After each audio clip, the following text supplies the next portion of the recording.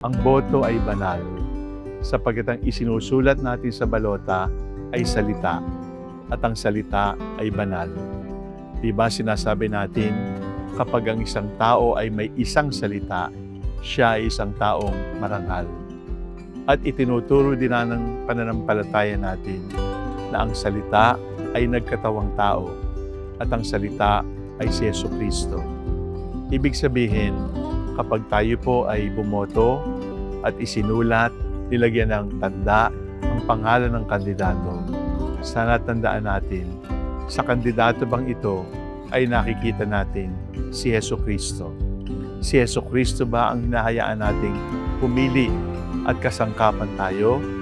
O si Jesucristo ba ay isinasa isang tabi natin kapag tayo boboto? Kapag nawala ang Diyos sa pagboto, sumpa sa atin at sa bayan ang ating dadatnan, sapagkat ang botong walang Diyos ay lipunang walang Diyos, at ang lipunang walang Diyos ay pabigat at tinik sa ating lahat.